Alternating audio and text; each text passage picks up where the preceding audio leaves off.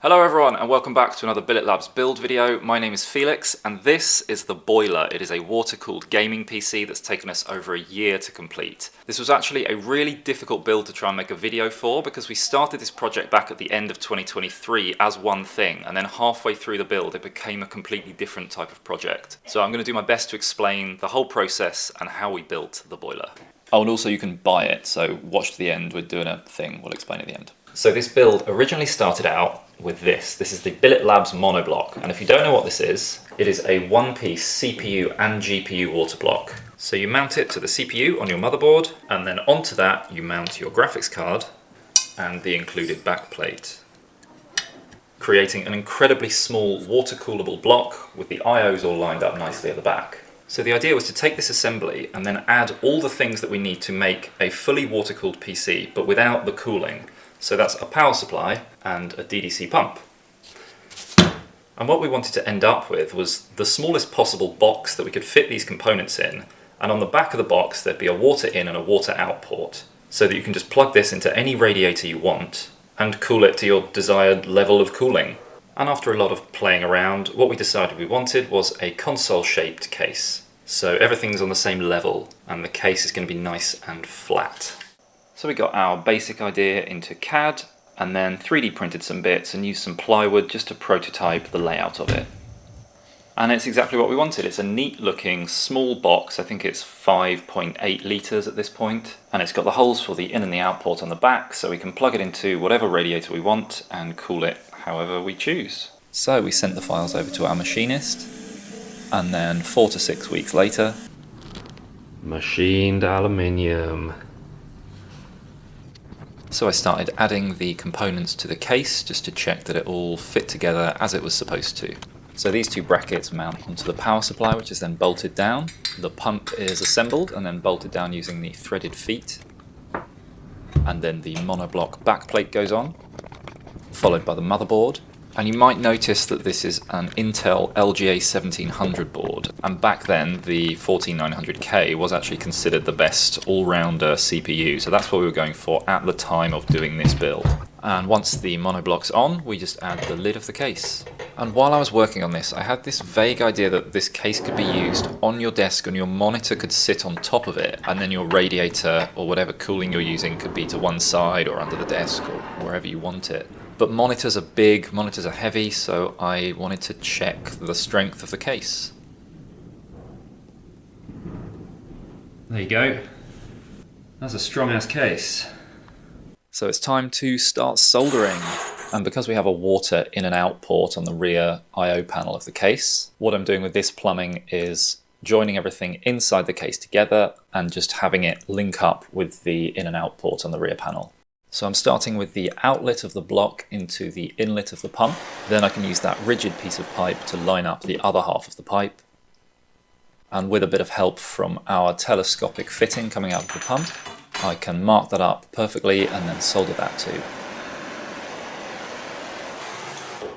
And that's the first pipe finished.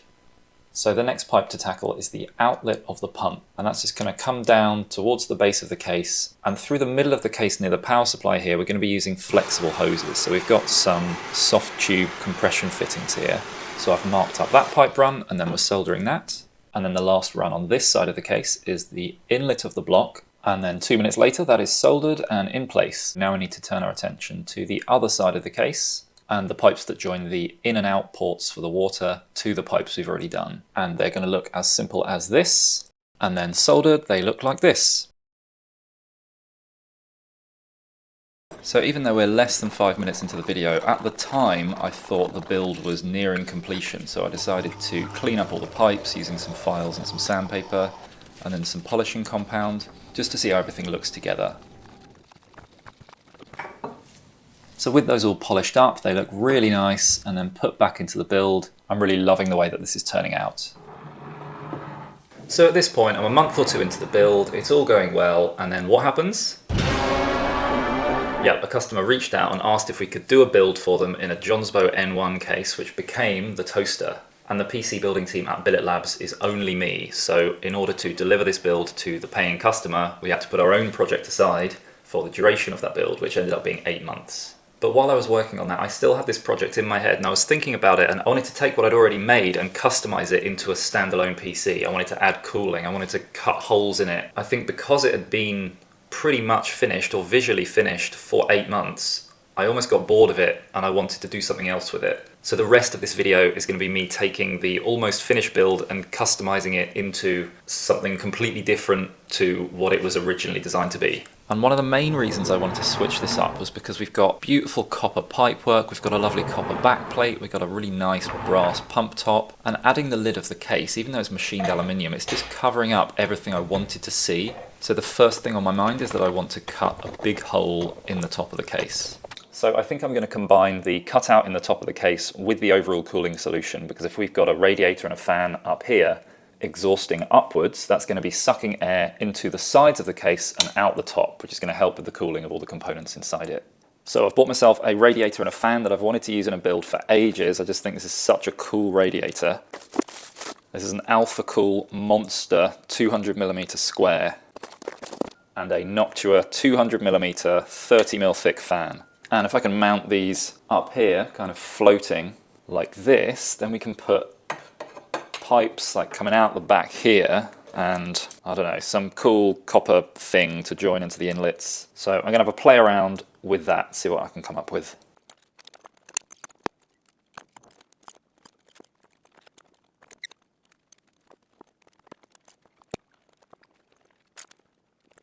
Kind of looks like something you'd see in a brewery. So I've had the idea to make this reservoir, that's this bit here, out of copper. Obviously you can't see through it. So on the top, I've got this big screw-in fitting so that I can see down inside it.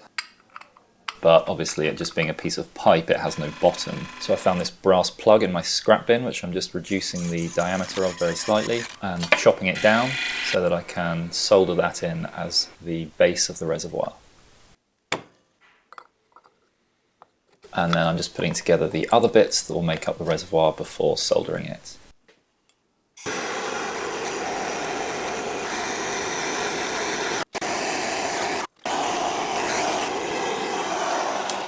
And that went quite well. I've not soldered 42mm copper pipe before, so I just went for the more solder is better tactic. This end, which is what I was most worried about, definitely has a full seal around here. Central join looks good, top join looks good, and then inside it looks neat enough. So let's get back to mounting these pipes and then soldering some of those up.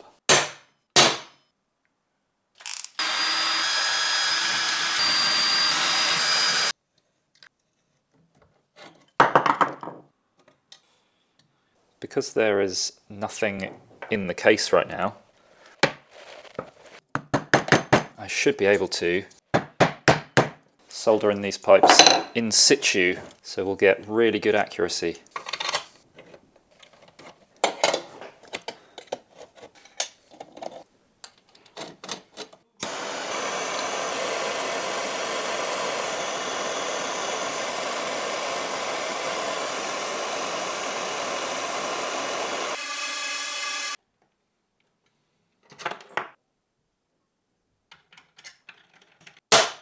Nice!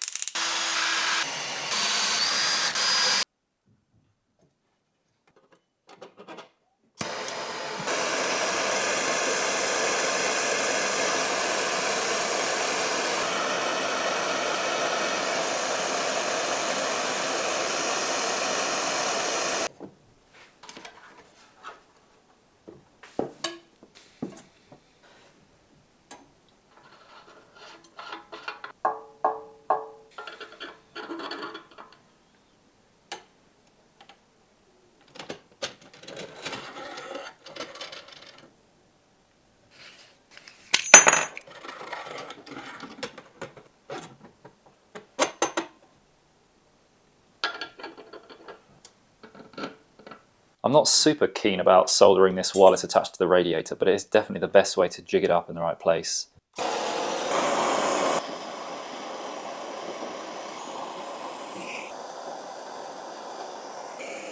So So I've decided to mount the reservoir here, but because the back of it is quite plain, it just looks like a piece of pipe, I'd quite like to add a bit more detail to it. So I've bought one of these solder-on patch repairs, which I'm thinking will make quite a nice border for some kind of logo, maybe in another material. But I could only find them in a 22mm diameter, so I need to unbend it slightly. So after a bit of manipulation, it lines up really nicely with the reservoir, so I'm just going to solder that on. And then I'm adding the threaded fitting to the inlet of the reservoir, which I obviously filmed really well. Then just drilling and tapping another hole for another one of these brass pipe clamps that will allow me to connect the bottom of the reservoir up to the rest of the pipework. Here's a little trick for anyone doing a big solder project like this. Whenever you cut off a little bit of pipe, keep them, order them by size, and then I know I need a bit slightly longer than this, and I have a bit slightly longer than this. It's much easier than measuring and cutting every single time.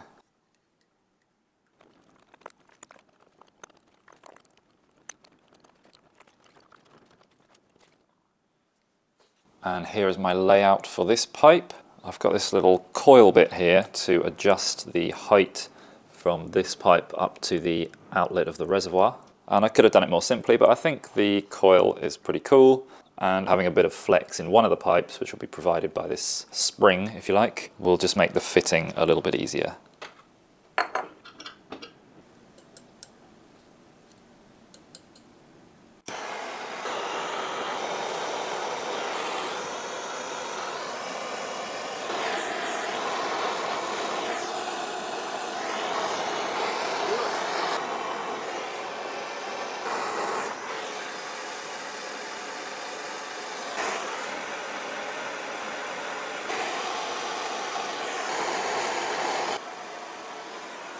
Awesome, didn't even melt the case.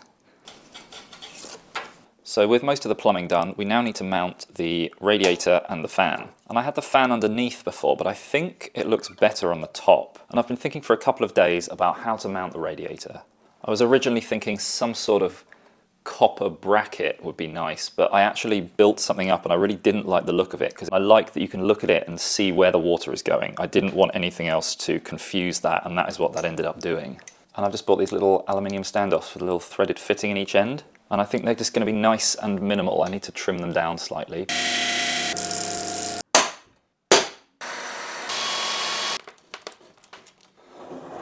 Yeah, I'm happy with that. It doesn't draw your eye away from the plumbing, which should be the main kind of feature. So next up is the fan. And I'm sure Noctua's fans are very good quality. In fact, I know they are, but it's just horrible looking. And I think what I don't like is all these bits around the side.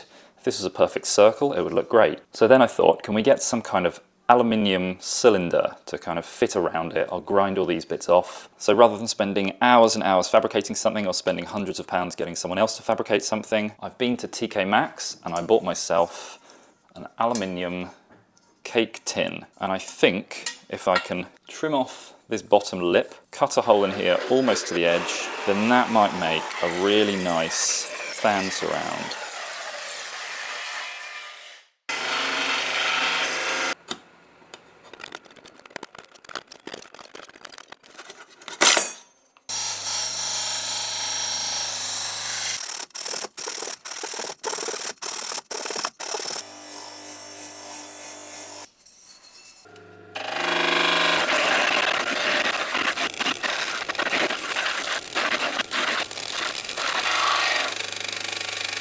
Oh, I think I've done quite a neat circle. So now, once I've deburred this edge a bit, theoretically this should fit perfectly inside here now. Oh, damn, that was satisfying. That looks better. Okay, I need to buy some more bits. So it's about a week later and I've ordered some sheet metal, which has now arrived. So I've got this piece, and that is going to replace the shroud that came with the radiator. I've then got two of these rectangles, which if I've measured correctly should perfectly butt up against the edge of here. Nice. And then I've also got this brass ring, which is going to finish off here nicely. and some brass mesh, which I will cut to go under here. Now attaching this all is going to be a bit tricky. I don't want to weld this to here because this is very thin metal, so I think I'm going to make some little brackets to hold this to here. I've got these brass hospital clips, and I think if I just cut this off, that might make quite a nice clamp. And there it is. I've also ground off this corner so that it will fit over the little lip at the bottom of this cylindrical piece, and then by bolting it to here, that should clamp this top piece on.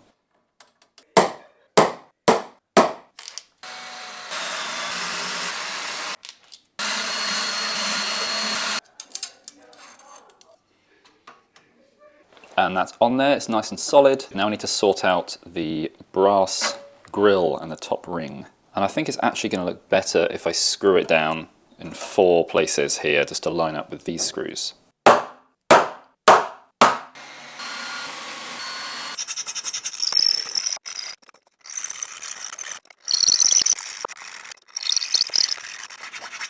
Now with completely the wrong tools, I'm attempting to bend this inner lip down just to stop the whole piece being such a wobbly mess. The camera cut out there, but I've bent this lip all the way around and it's given it so much more rigidity than it had before. And I just need to fettle it back into a perfect circle because it's gone a bit wobbly.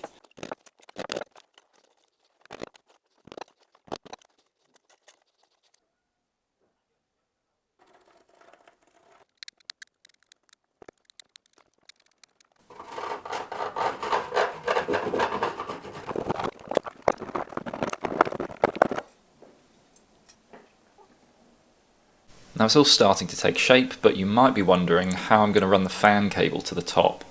Well, I laser cut another little brass ring. That's going to go here. I'm going to cut a hole in the mesh, and then I'm going to run it out the top, like that.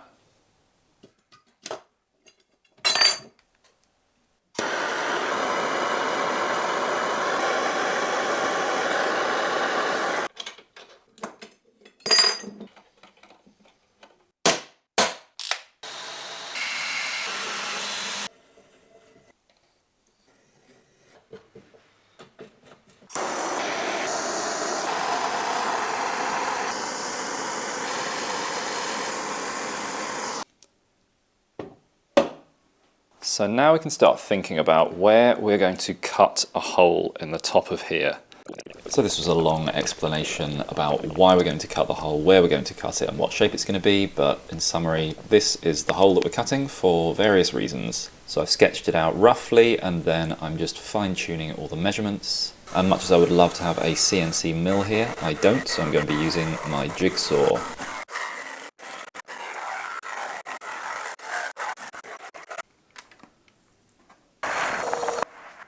Before taking the piece over to the vise and using a file and quite a bit of time just to neaten up the edges.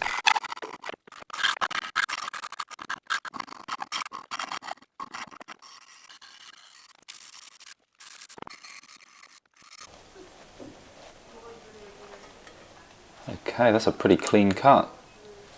So this is the base of the case now, and I'm very happy with that. However, I do want to add a bit more detail to this front section. Now we're going to have the power supply just under here, and that's going to be exhausting in this direction. So having a mesh here is definitely going to help the cooling of the power supply. And if I use the same brass mesh on here that I've used for the fan up here, then that's just going to visually tie the top and the bottom of the case together.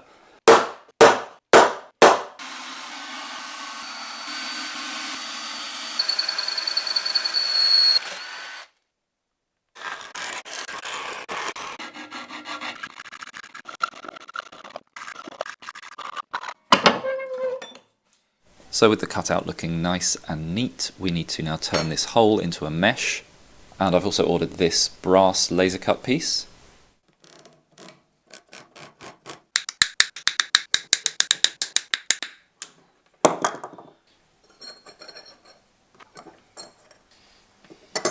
And with it all assembled together, I'm really happy with the end result. So with all the main parts fabricated, it's now time to do my favourite part of any build, which is the wiring.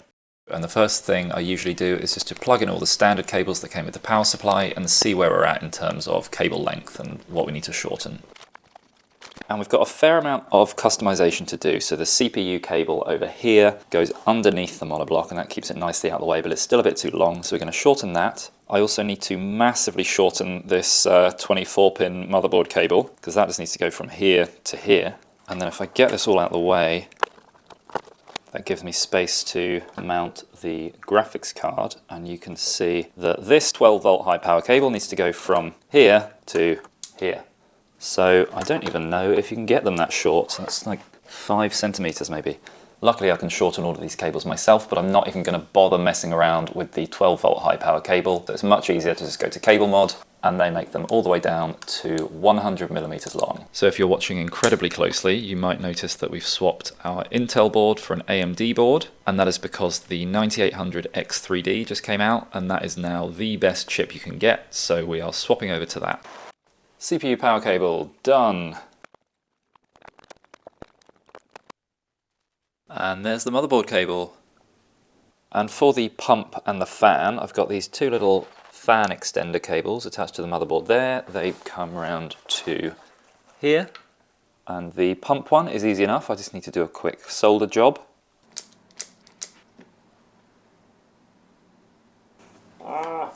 12 volt goes to red.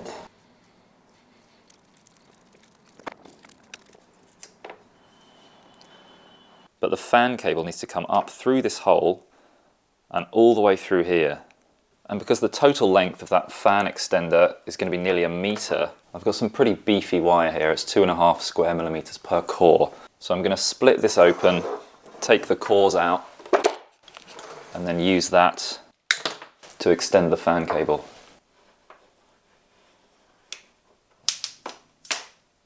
So there is the wire thickness compared to a normal fan extender. Probably overkill, but it's just going to eliminate the risk of any kind of voltage drop over the length of the wire, because I've never done one this long before. I then quickly realised it was quite difficult to pull 4 quite thick wires through a 70 centimeter long copper pipe with 6 bends in it. I even got out my roll of Kevlar rope, clamped that in the vise, and that didn't work either. I just kept snapping things. Oh my god. And I realised what I should have realised in the first place, which was that this pipe doesn't need to be airtight, it doesn't need to be soldered, so I desoldered it and then pulled the wire through each of the individual pieces, and then I'll glue them together once they're in place. And then I chopped an off-the-shelf fan extender in half and soldered half onto each end. And that took far too long to make, but there is my fan extender cable. And then onto the power lead for the power supply. So our power supply is wedged in the front of the case, so the standard power lead was never going to work. It's just going to poke out through the mesh at the front of the case, which we obviously don't want. So I found this little right angle connector, butchered it a bit to allow maximum flex of the wires, and then soldered that onto the original cable. And you can see I've staggered where the joins are, just so we don't get a bulge in one place.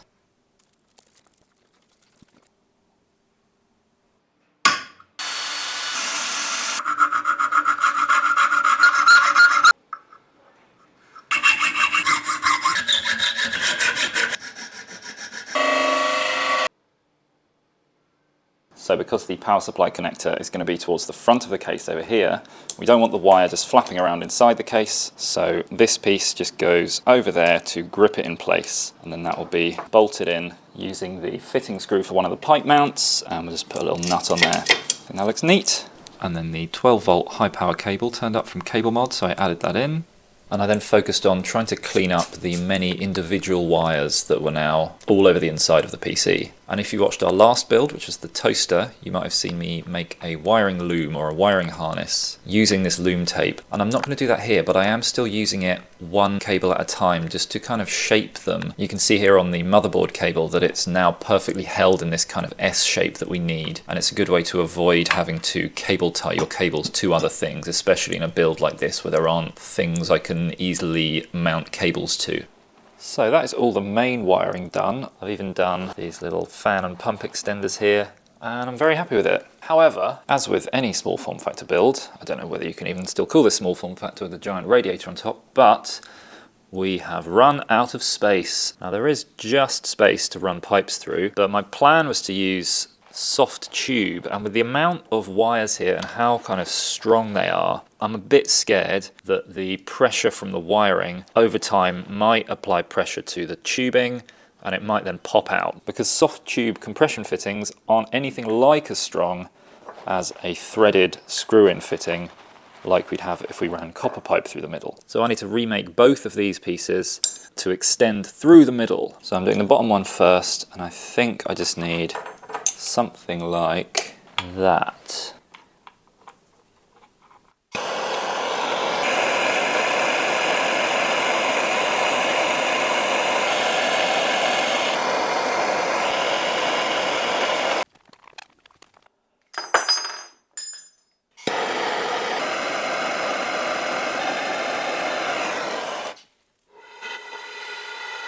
This second one is actually so hard because I didn't really think that the ram is going to be here. I'm having to go through that gap just between the ram and both cables.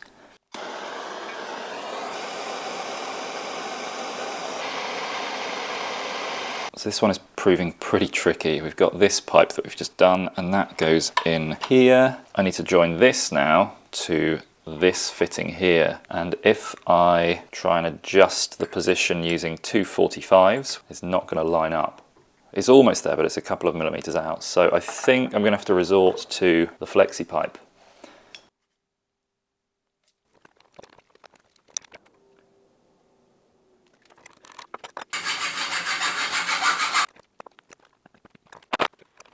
Yes, that's it.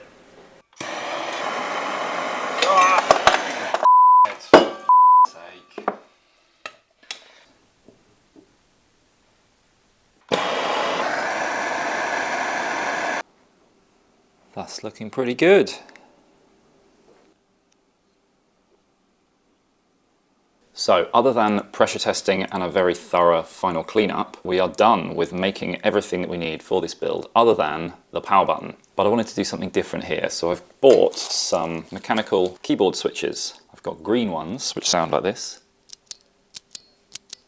And I'm thinking if I double up a couple of these, that feels like a nice power button. So I just need to figure out somewhere to put it. And every inch of this case is either open or has no available space that I can really fit a power button. So I'm going to have to do something a bit unorthodox here.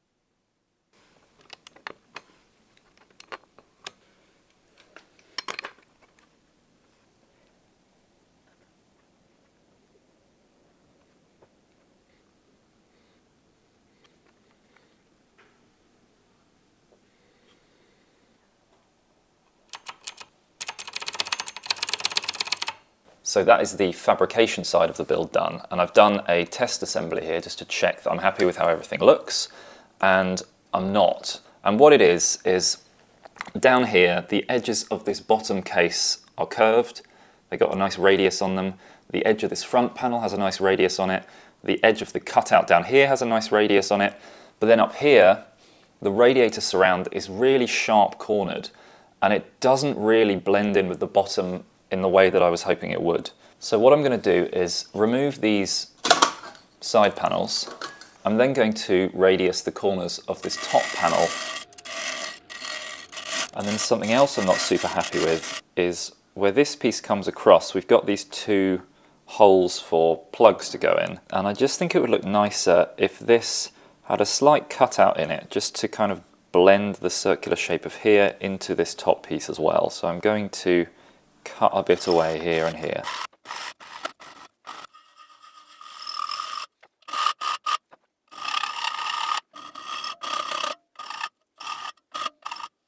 And there, we've put that piece back on the top, and I'm so much happier with how it looks. I think it just suits the rest of the build so much better. There's no longer any really sharp corners anywhere. Now for these plugs, the radiator comes with 5 of these little plugs for the 2 on the top, the 2 on the bottom, and the 1 on the back. But we're not going to use these. We've got something a bit more fun. And that brings us on to Fun Facts with Felix! This water cooling thread here, and the industry standard for water cooling threads is G1/4 inch. That's the name of the thread. So here's a couple of standard fittings that we've bought, and they all share the same thread. Now, did you also know that a British standard pipe thread, 1/4 inch, is exactly the same thread? And here I've got a female to female connector, which is not G1/4, it's BSP 1/4, which is British standard pipe thread, and they mate up perfectly.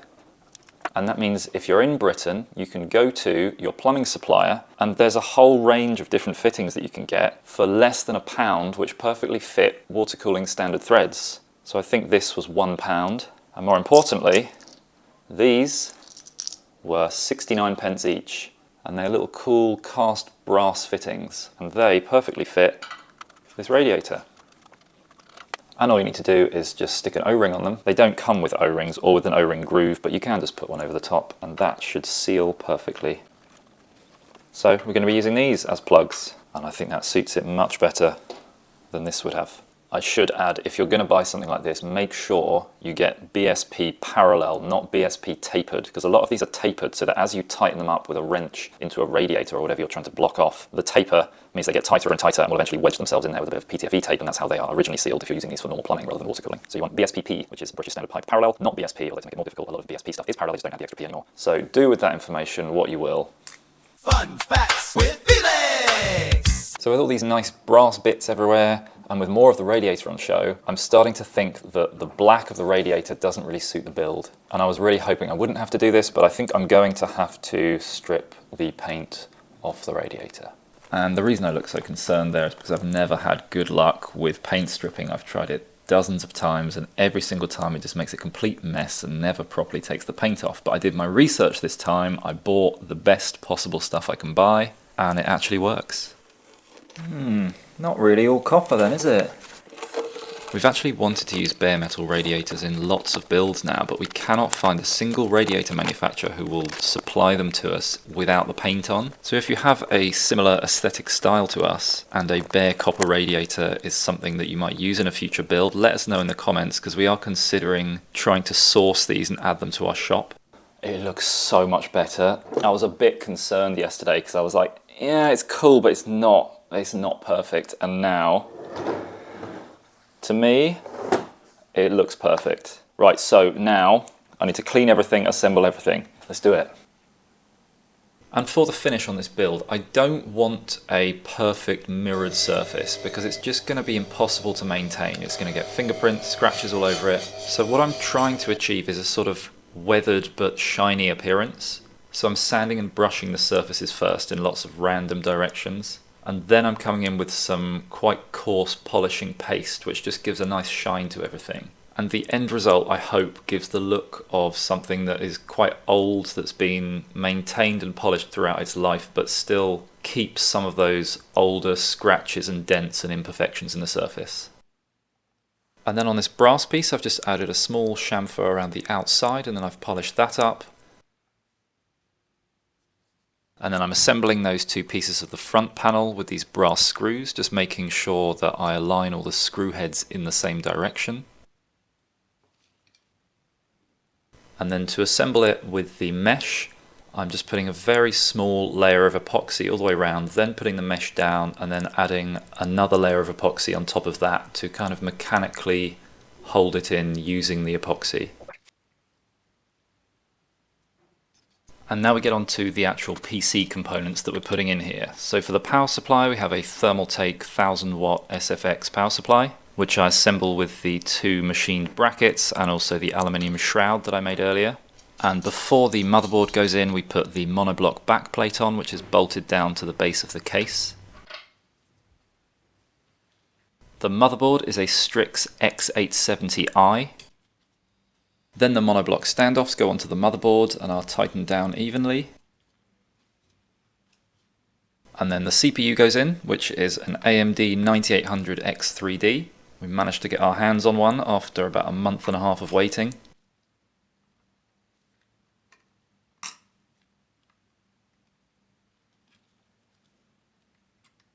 And then next up is the storage. So we have a Gen 5 and a Gen 4 slot in this motherboard. So in the Gen 5 slot, we've got this crucial T700 Pro 4TB drive.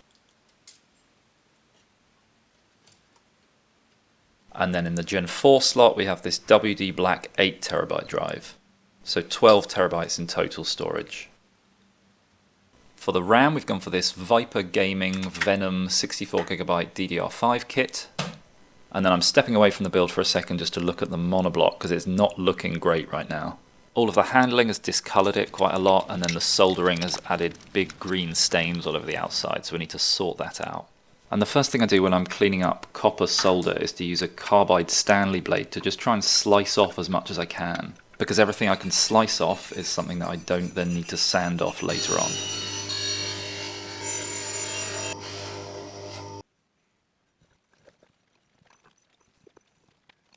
And after a good sand and a polish, everything's looking really nice and shiny and is back together. But I leak tested it and found a little leak. So I did a quick resolder, resand, repolish, and then did exactly the same thing for all the other copper pipe work as well.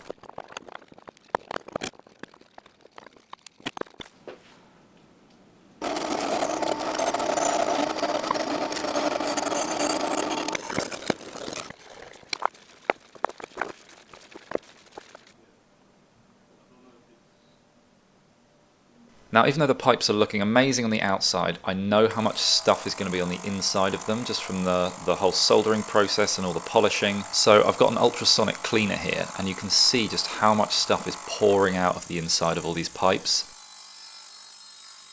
The cleaner's not really big enough for the majority of the pipes that we make here. We can fit the small bits in, but for the bigger stuff we kind of have to suspend each end in one at a time. And it works well enough because we need to clean where the joins are. The straight sections of pipe don't really have too much stuff in them, and I'm happy to just flush that out during the initial flush of the entire system. But yeah, where the joins are, you can really see what's coming out of here, and this is all stuff that would otherwise be inside our cooling system.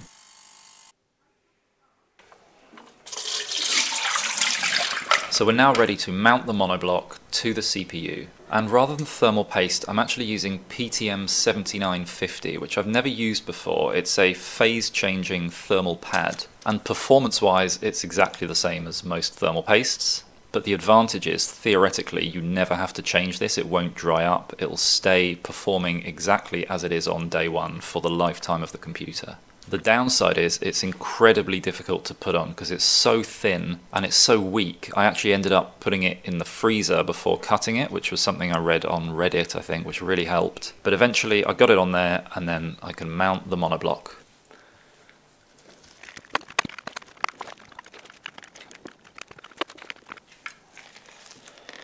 Okay, and with all of our required Billet Labs fittings laid out, I started the fairly laborious process of attaching all the pipes and all the wires. And I was also helped massively by this pair of nylon-tipped pliers, which allowed me to tighten all the fittings really well, even when they were in a really fiddly position that I couldn't access with my fingers. And they all had to be done in a very specific order. Ah, bollocks. because there are certain pipes that you can't get in with other pipes in the way, so it took a while to figure that out.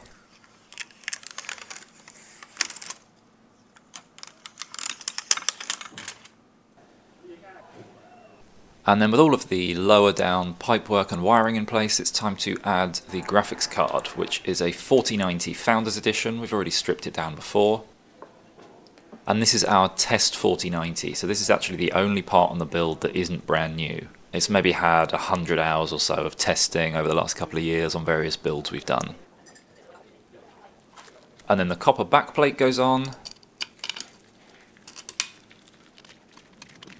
And it's all starting to come together, so then we can add the riser cable, the power supply cable, and the top of the case, and then start adding bits on the top. So we've got the fan extender cable,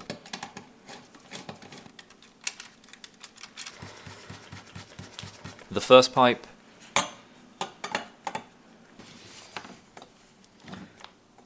the second pipe with the reservoir,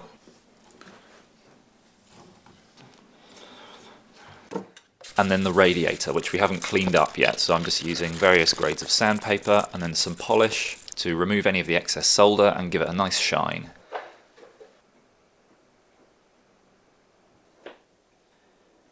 And that then gets mounted to the pipework at the front and the aluminium standoffs at the back. And now the final part to go on is the fan assembly at the top. So I've sanded and polished the aluminium parts, I've smoothed down the brass ring and given that a polish as well, and I'm just assembling all of that, putting the fan inside, and then mounting that to the top of the radiator, which proved quite tricky trying to thread this fan cable through the gap in the mesh, but I got there in the end.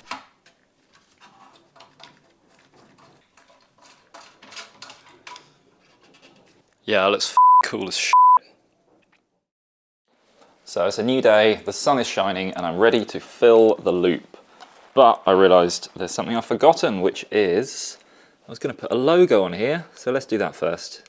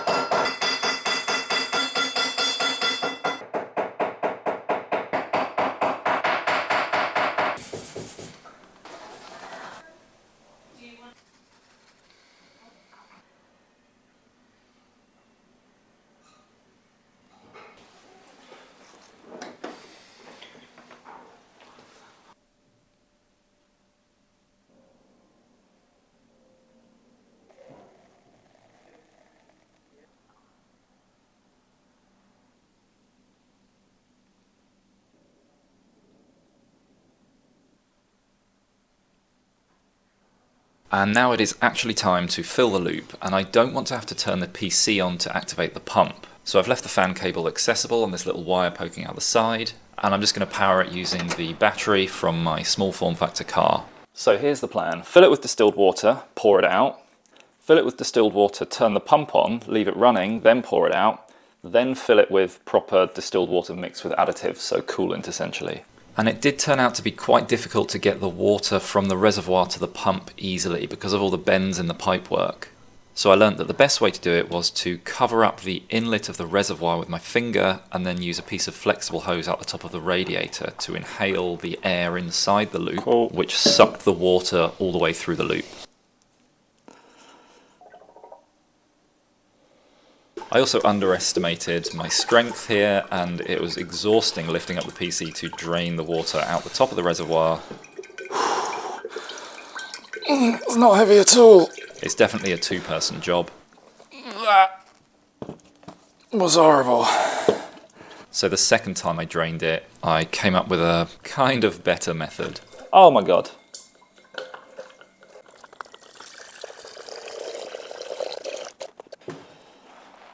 So here's what the water looks like after the first flush, and then after the second flush. And just to be safe, I actually did a third flush with distilled water before putting the coolant in.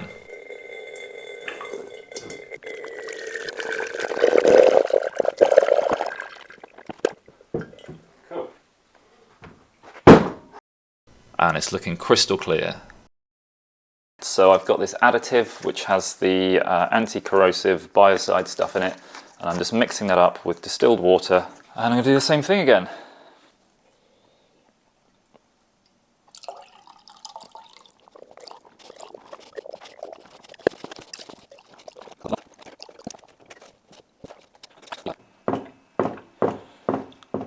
I think we're ready to turn it on. This is genuinely the first time turning it on. I'm really scared because if this doesn't boot, I have to undo so much work. The power button might not work, the power supply might not work, the wires might not work. My heart is pumping. Okay, as soon as I press this, the pump and the fans should come on. If they don't, then that sucks.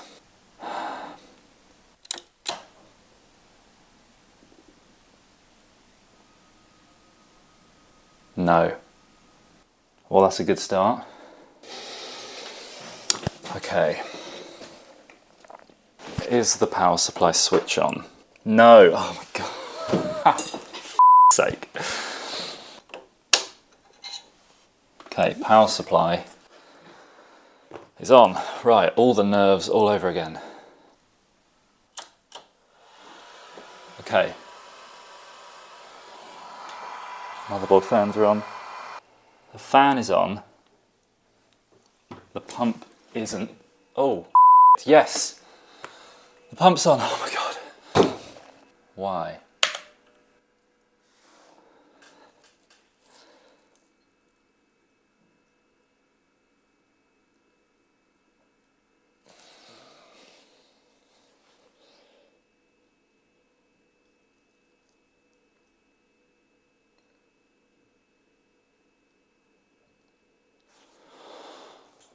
Come on! So I spent the day installing Windows, all the driver and the firmware updates for everything I possibly can, and I'm super happy with the way it's running.